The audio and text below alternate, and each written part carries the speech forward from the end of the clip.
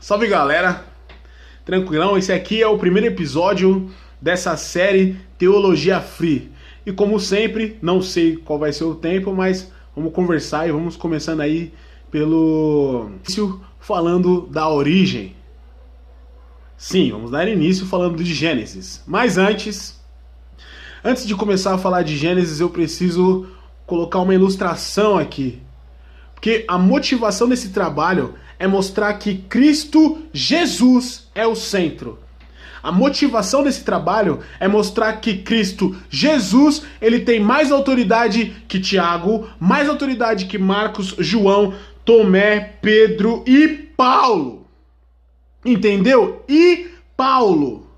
Então, Cristo Jesus sendo a origem, Cristo Jesus sendo o centro de todas as coisas, porque ele é o Pai. Vamos começar esse vídeo falando então de sua pessoa. E nada melhor do que começar com temas polêmicos a respeito de diversas coisas para falar desse assunto. Então, vamos aí com força e é nóis. Bom, antes de começar no Gênesis, eu preciso dar um sabor, eu preciso dar uma pitada do que tá por vir. E como vai demorar até chegar nesses livros, eu vou começar por eles, só para mostrar algumas coisas que entendemos de forma errada, porque nossos ensinadores, eles são outros incompetentes. Não porque eles querem, e na maioria das vezes, mas sim porque eles precisam se submeter à incompetência para ser incompetentes. Se eles não andarem de forma que a carruagem caminha, eles ficam para trás e seus alcances não prosseguem, mas graças a Deus que eu não tenho rabo preso com nenhuma denominação, graças a Deus que eu não estou aqui porque alguém me pediu, graças a Deus que eu estou aqui pela própria intenção que o Pai me colocou no coração de compartilhar com vocês, ajudá-los e ensiná-los algumas questões. Não sou mestre em droga nenhuma, não fiz teologia em lugar nenhum, a não ser a teologia do próprio Espírito Santo. Fui como todos vocês e alguns de vocês ensinados por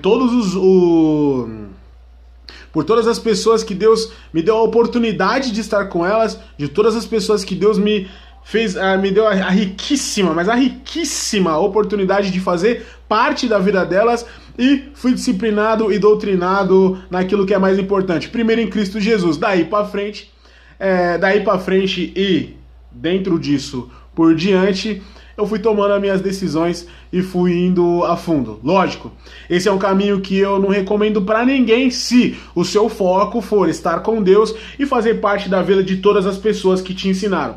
Se esse for o seu foco, esse é um caminho que não vai te trazer muito sucesso. Mas se seu foco for se aproximar do Criador, independente de quem esteja te ajudando a chegar nele, ou de quem te interrompa a chegar nele da forma que ele mesmo te chamou, seja muito bem-vindo, essa é a vida que você vai ter daqui para a frente. Então, a intenção desse canal é te ensinar de fato quem é o Cristo, é te ensinar de fato as coisas a respeito de Deus, e eu estou falando de todas elas. Nós vamos falar da Bíblia, nós vamos falar da Palavra de Deus, e nós vamos falar das Escrituras Sagradas. Entre todas elas, o que é inspirado, o que não é inspirado, agora o bagulho vai para frente. Então, te convido a fazer parte desse vídeo aí e vamos lá para as pitadinhas antes da gente entrar em Gênesis, porque eu acho muito legal abrir esses assuntos. Então vamos começar por Malaquias. Olha só que interessante que diz Malaquias. Antes de mais nada, a Bíblia que eu estou usando, ela provavelmente não é a João Ferreira de Almeida ou revista revisada das caçambas, das cacetas. Não é a Bíblia que você está acostumado aí, não é a Bíblia que seus pastores te recomendam, não é a Bíblia que ela é endeusada no meio gospel. Eu simplesmente estou com a Bíblia Viva, que pra mim ela tem uma linguagem bem, bem simples, como todos os escritos e os seus escritores a respeito dela. Então, não é propaganda, é porque ela tem uma linguagem diferente e você vai notar a diferença. Por enquanto ela ainda tá barata, mas quando descobrirem a simplicidade dessa Bíblia, provavelmente ela fique cara. Primeiro que ela não tem subtítulos, ela só tá lá, você só lê. E aí o bagulho é show de bola. Vamos então começar por Malaquias, que é um livro bastante interessante. E Malaquias é um livro que no meio gospel, ele não é lido. O povo de Deus não lê Malaquias. Ninguém quer ler Malaquias, na verdade. Ele tem o quê? 1, 2, tem 4 capítulos Malaquias. Ninguém quer ler Malaquias. Só querem observar o 3:10. Então, se Malaquias tem 4 capítulos, por que eu conheço só o versículo 10 do capítulo 3. Por quê? É uma pergunta a se fazer. Muitas pessoas elas têm um conhecimento do versículo 10 dentro do capítulo 3, mas elas não entendem tudo que está sendo falado. Então vamos começar só para dar uma passadinha para entender algumas coisas. É bem simples aqui, é bem rápido, ó. De primeira instância, o livro ele já mostra com quem ele está falando. A mensagem já é apontada para uma certa direção. E ou você aceita ou você aceita. Certo? Então vamos lá, olha só que interessante. Esta é a mensagem do Senhor ao povo de Israel, enviada pelo profeta Malaquias. Ponto 1. Esta é a mensagem do Senhor ao povo de Israel, enviado pelo profeta Malaquias. Então a mensagem é de quem? É de Deus. Para quem? Para o povo de Israel. É para os BR? Não. É para quem? Para o povo de Israel. É para o americano? Não. É para quem? É para o povo de Israel. É para o grego? É para o cara de Portugal, Itália, da África? Não. É para o povo de Israel. Se a mensagem é de Deus para o povo de Israel, por intermédio de um profeta, esse livro aqui, ele está falando com quem? Interessante observação. Mas vamos continuar. O mais interessante aqui de Malaquias é que Deus ele vai cobrar o povo de algumas questões. E ele já começa fazendo algumas perguntas e o próprio povo, em seu coração, já responde a Deus de certa forma. Lembrando que não é Deus falando diretamente com esse povo, é Deus através do profeta Malaquias falando com o povo. Então, como às vezes a mensagem ela vem sempre de um homem, vem sempre de Deus, através de um homem para o povo está acostumado a responder do jeito que responde. Por quê? Porque não está vendo a grandeza do Altíssimo. Mas o Altíssimo, em sua misericórdia e amor, ele se prive de manifestar a sua graça, ele se prive de se manifestar da forma que ele é, porque o fato de ver o Altíssimo nos destruiria. Então ele fala através de mensageiros. Para você que não sabe o que são mensageiros, geralmente os mensageiros de Deus são os profetas. E quem é profeta? Qualquer um que traz a mensagem de Deus para o povo, ou que Deus escolhe, ou que tem um propósito. Mas é nessa linha. Então olha só que interessante. Eis a primeira pergunta. No versículo 2 do capítulo 1 diz assim: eu sempre amei vocês profundamente, diz o Senhor, mas vocês me perguntam, de que maneira o Senhor nos amou? Aí Deus responde, e o Senhor responde: eu mostrei meu amor por vocês, amando seu pai Jacó. Cheguei até a rejeitar o irmão de Jacó, Esaú, destruindo as montanhas de seu reino, e dei aquelas terras aos chacais do deserto. Se os descendentes de Esaú disseram: fomos esmagados, mas vamos reconstruir as ruínas, o Senhor Deus dirá: podem reconstruir, mas eu destruirei tudo outra vez, porque o país de Esaú será chamado a terra da maldade, e o povo será chamado aqueles com quem o Senhor ficará irado para sempre. Ó povo de Israel, levantem os olhos e vejam o que Deus está fazendo. Assim todos dirão: é verdade, o grande poder do Senhor vai muito além das fronteiras de Israel. Uma segunda pergunta.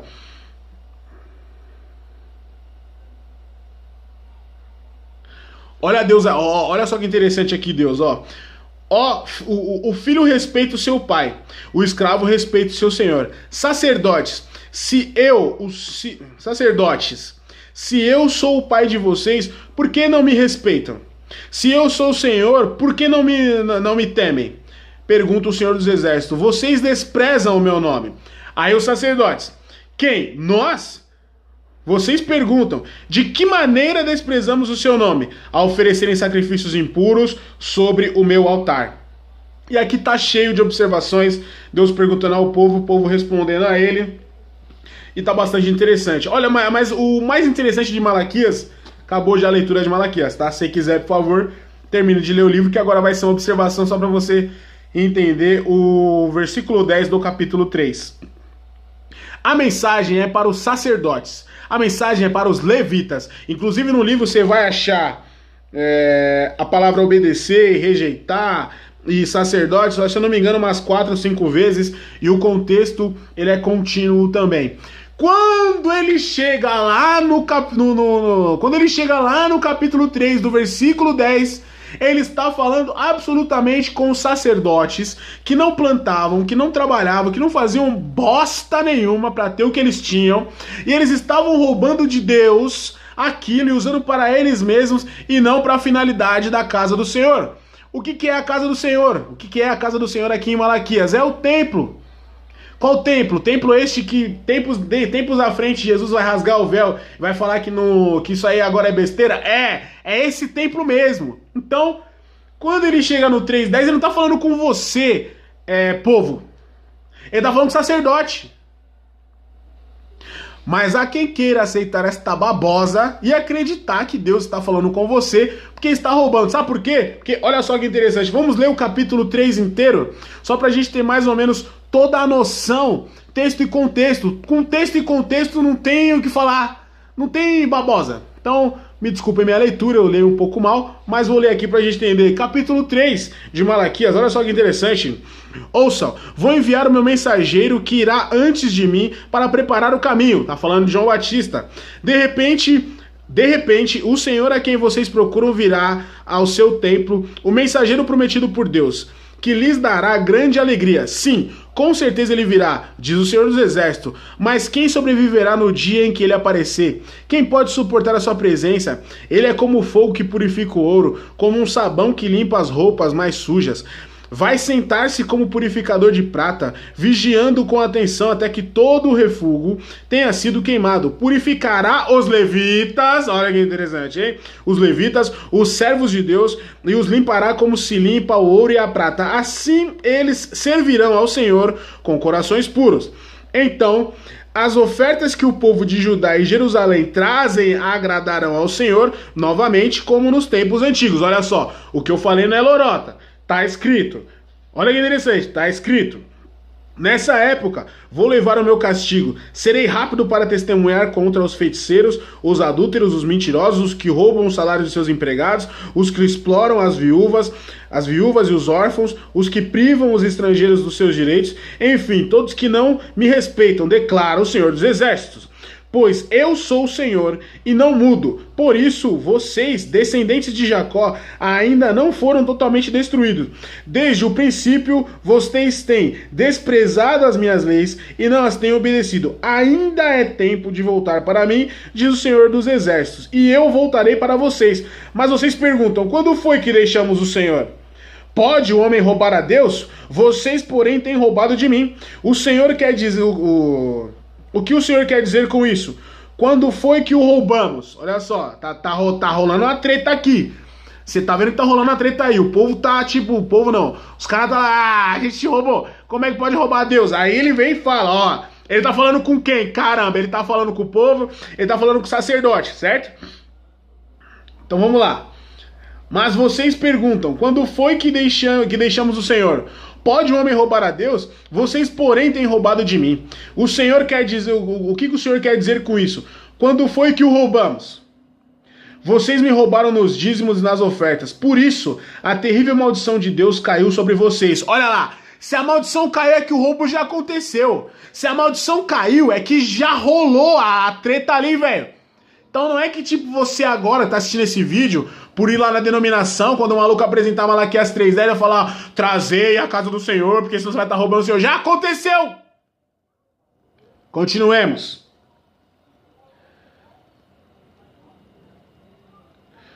Por isso a terrível maldição de Deus caiu sobre todos vocês. Toda a nação está me roubando. Olha lá, olha lá, olha lá, olha lá que interessante. Qual que é a minha observação? Minha observação é que o povo levava e os sacerdotes roubavam. O que ele está falando aqui é que além dos sacerdotes, o povo também. Uma seguinte correção, olha que interessante. Tá escrito, vambora. Toda a nação está me roubando. Traga todos os dízimos aos depósitos do templo para haver alimento suficiente em minha casa. Ponham-me à prova, diz o Senhor dos Exércitos, e eu abrirei as janelas do céu e derramarei uma bênção tão grande que não terão lugar onde guardá-la. Suas colheitas serão formidáveis, porque eu as protegerei dos bichos e das pragas. As uvas não murcharão antes de amadurecer, diz o Senhor dos Exércitos. Todas as nações dirão que vocês são abençoados, porque a sua terra vibrará de alegria. Estas são as promessas do Senhor dos Exércitos. Vocês têm sido arrogantes e orgulhosos comigo, diz o Senhor. Aqui é uma outra parte. Olha que interessante.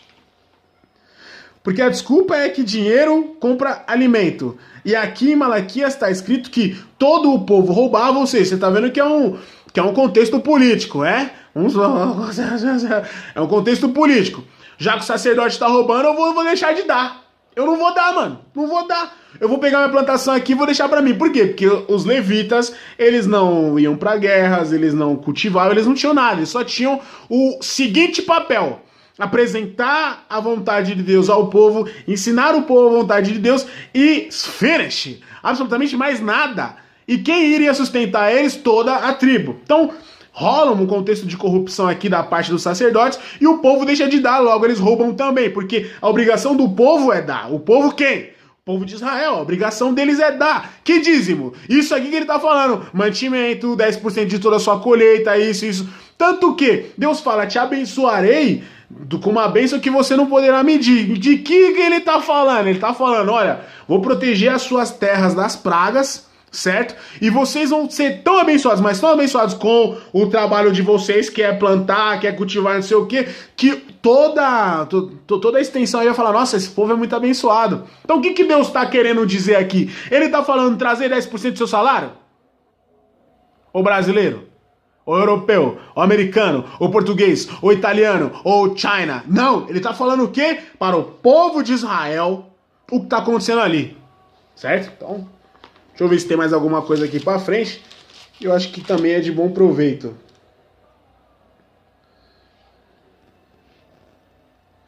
Não. Essa parte de Malaquias, ela é fenomenal, mano. Ela é fenomenal porque, nossa, o bagulho é louco. Se liga, mano. Se liga. Deus acabou de dar a paulada, olha só. Vocês têm sido arrogantes e orgulhosos comigo, diz o Senhor. Aí o povo. Ainda Deus. Mas vocês replicam. O que o Senhor quer dizer com isso? O que temos falado contra o Senhor, né? Ainda tá naquele papo de tiração, né? Ouça, foi isso que vocês disseram. É bobagem adorar e obedecer a Deus. Qual é a vantagem de obedecer às suas leis, de obedecer às suas leis, de ficar triste e chorar diante do Senhor dos Exércitos?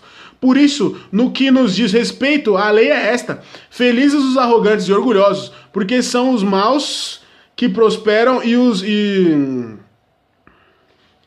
Felizes os arrogantes e orgulhosos, porque são os maus que prosperam e os que desafiam o castigo de Deus nada sofrem de mal. Olha só que interessante, hein? Olha só que interessante, o povo de Deus falando pra Deus, não, o bagulho é ser cretineira, irmão.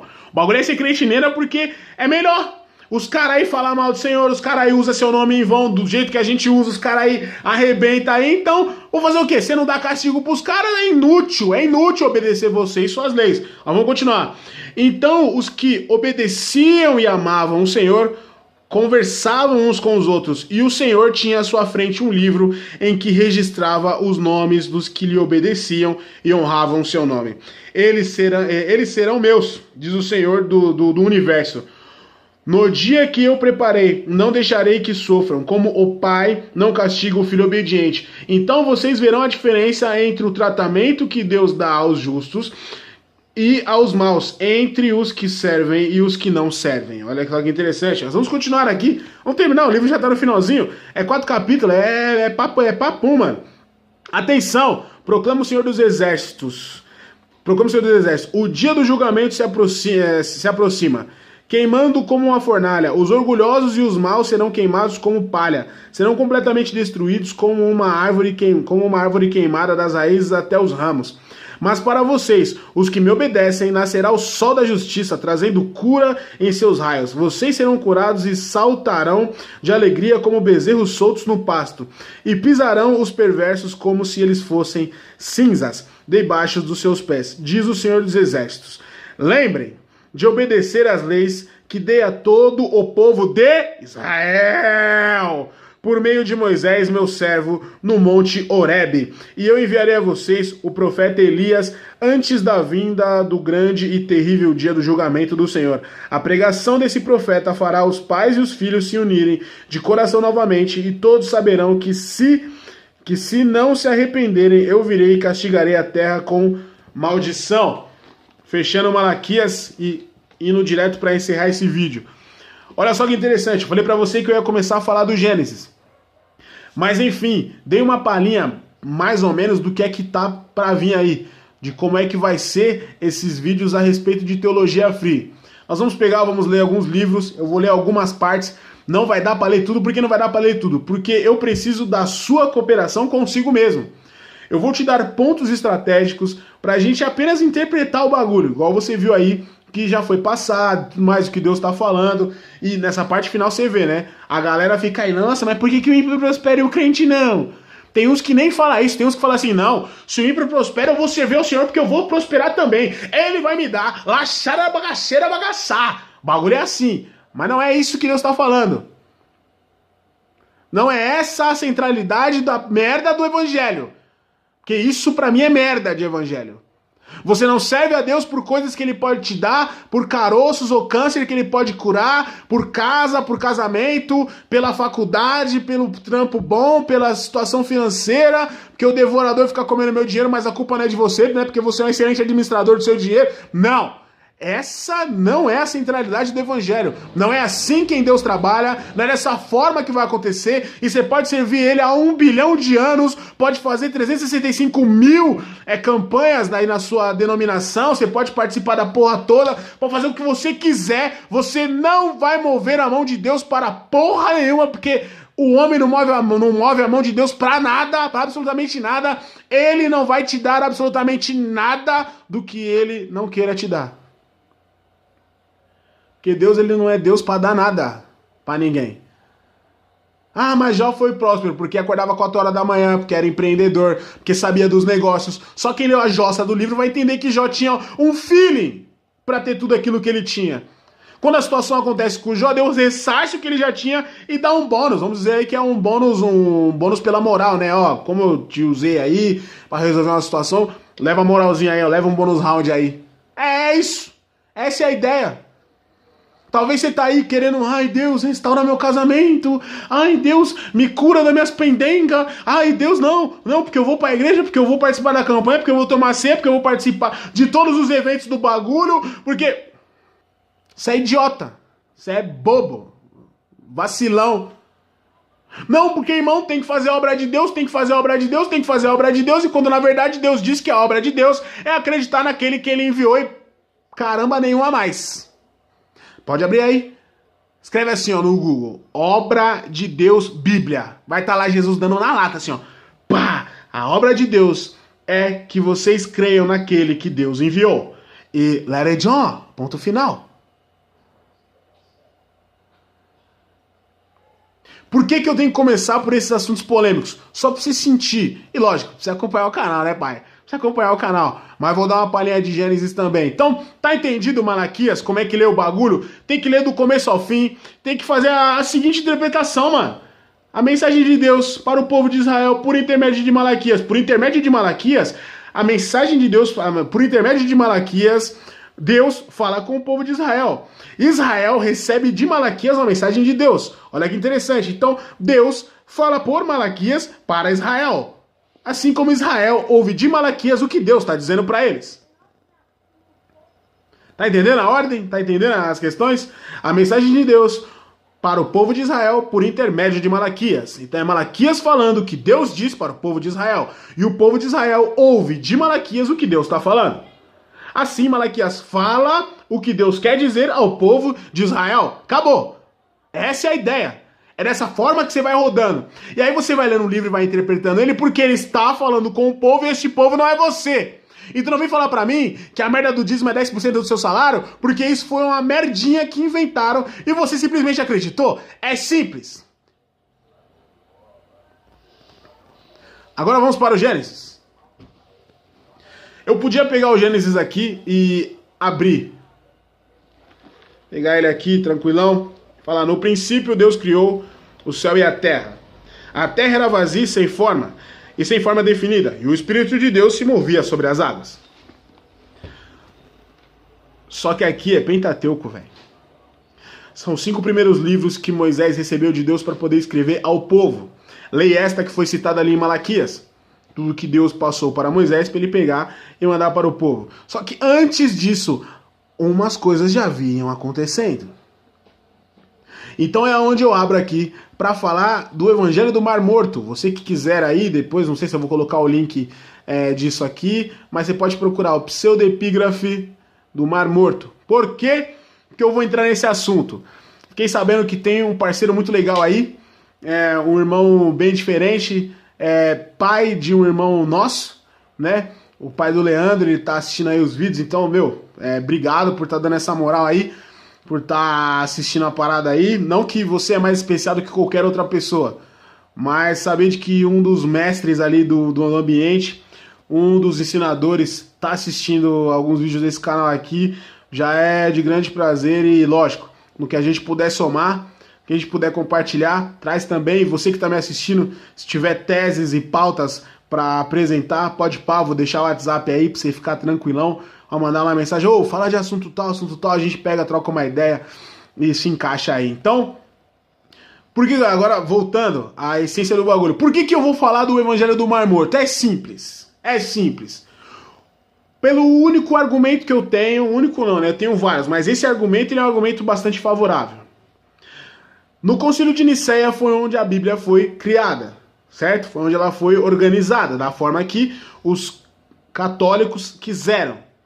Mais pra frente ela vira protestante por causa dos eventos que acontecem e não é vídeo pra hoje, é vídeo pra outro dia. Isso eu já contei alguns vídeos aí atrás ou lá no Facebook, certo? Acontece que alguns livros não fizeram parte disso, mas todo mundo tinha acesso. Então hoje, se você for pesquisar, o PDF sobre Enoque. Enoque ele é um livro que muitas faculdades, desde 1900 e vai bolinha, já estão pesquisando, já estão ali lendo, mas ninguém até agora teve coragem de adicionar Enoque na construção de Roma, até porque é um livro patenteado, a Bíblia é algo patenteado, a Bíblia foi criada por Roma patenteou ela dessa forma, e os protestantes deram outra finalidade. Quando alguém tiver intenção de colocar Enoque dentro do cânon sagrado, né, ou da biblioteca sagrada, aí vai dar um pouco de confusão. Então, fica no ar. Quem tiver interesse de ler, vai ler. Então, por causa dessa questão de homens, assim como eu, você, homens eu digo humanos, né, não só homens, mas pode ter mulheres lá também. Ao ler essa questão, né, a eles estarem ali pesquisando Enoque, isso me abre uma vantagem. Qual que é a vantagem? A vantagem é que eu sou livre para estudar e ler tudo que eu quiser. Só que a base dessas coisas é Cristo. Então, antes de eu falar da origem de tudo, antes de eu falar de Gênesis, eu preciso te contar uma história que eu acho que você já conhece. Mas não vou ganhar tempo contando essa história hoje, porque vai demorar muito, o vídeo vai ficar muito extenso, tem outro dia, dá pra sentar e dá pra ler. O que eu quero dizer é que depois do Evangelho do Mar Morto, que é o pseudepígrafe, que é onde ele vai falar o que aconteceu no céu, a revolta de Satanás, a rebeldia de Satanás e como Deus trata aquela situação perfeitamente God. Oh, man. Deus é Deus. Oh, velho, sério. Sabedoria, nossa. O personagem de Deus ali, ele é bem vivo. Então quero te deixar isso pra você pegar e ler. Aí tem na internet, aí tem no YouTube também, o livro lido pelo Google e tudo mais. Dá uma lidinha lá. O livro de Melquisedeque, o pseudepígrafe de Gênesis, se eu não me engano, o Evangelho do Mar Morto, alguma coisa assim, você procura aí. Acabando lá, o Espírito de Deus ele vem pra Terra. E é aí que esse Gênesis começa. Então tem a parte ali da criação, até aí não tem nada a se garimpar. Você só precisa pegar essas informações e colocar pra dentro da sua cachola, que aquilo ali é o que de fato aconteceu. Só que alguns pontos ali começam a me chamar a atenção. O primeiro ponto é o capítulo 11 de Gênesis. Vai pro capítulo 11 aí de Gênesis, por favor. Ele é show de bola.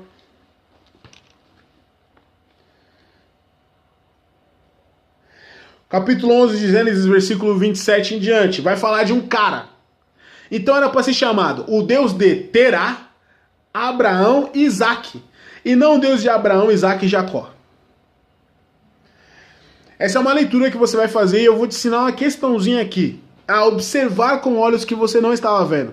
Todo personagem bíblico, escriturístico, personagem que faz parte da palavra de Deus, ele tem uma certa importância e cada personagem se apresenta de uma certa forma.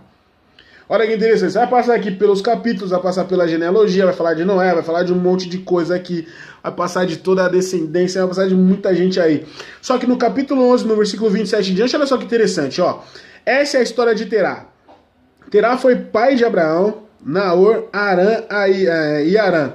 Arã tinha um filho chamado Ló, mas Arã morreu ainda novo, em Ur dos Caldeus, na terra em que tinha nascido. Terá, seu pai, ainda vivia quando ele morreu. Nesse meio tempo, Abraão e Naor casaram. Abraão casou-se com Sarai. Naor se casou com Milca, filha de Arã, irmã de Iscar. Sarai era estéril e não tinha filhos. Então Terá levou seu filho Abraão. Então Terá levou seu filho Abraão, seu neto Ló, filho de Arã, e sua nora Sarai, mulher de seu filho Abraão. E juntos saíram de Ur dos Caldeus para a terra de Canaã. Mas pararam em Arã e estabeleceram-se ali. Terá viveu 205 anos e morreu em Arã. Certo? Essa Bíblia está falando Abraão, a gente sabe que é Abraão, alguma coisa assim, né? Abraão, mas vocês sabem quem é o personagem. Olha que interessante essa visão. É dado, assim, no versículo 27, esta é a história de Terá, ou história de Terá. Então, Moisés, a respeito Moisés se submetendo às ordens do Senhor, Deus pede para que Moisés escreva dessa forma. Vamos falar de Terá agora. E aí fala quem é Terá, qual é a influência de Terá, o que Terá tinha, quem era filho, quem se casou, quem morreu e tudo mais. Quando chega na parte de que Terá, ele para na terra e ele morre com 205 anos, olha só que interessante essa observação.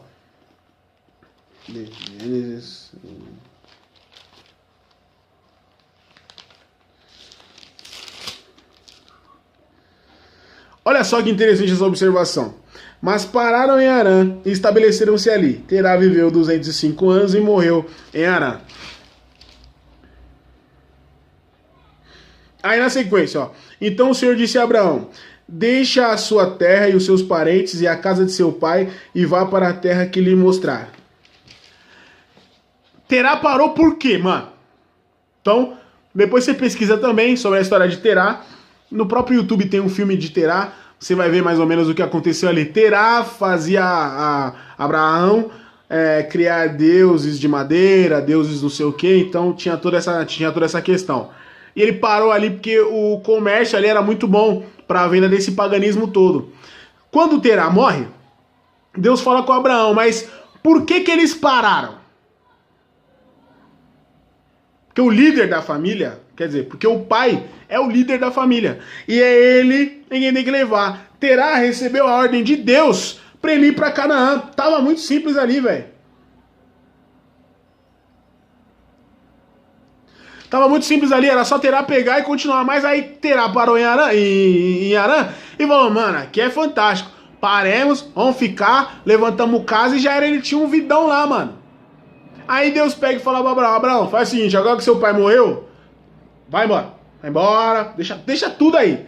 Só pega sua mulher aí, pega quem quer vir, pega o que dá e vai. Pra Canaã, pra quê? Pra história continuar. Isso que eu tô passando pra vocês é o quê? É algo interessante a você observar. Pra ver que aqui, mesmo depois de Noé, mesmo depois da parada toda, da limpeza que Deus fez lá, o coração do homem ele ainda é corruptível. O coração do homem ele ainda chama a atenção pra coisas que não faz parte da alçada dele. Então, é só uma observação básica. Não deixe passar nada nessa parada.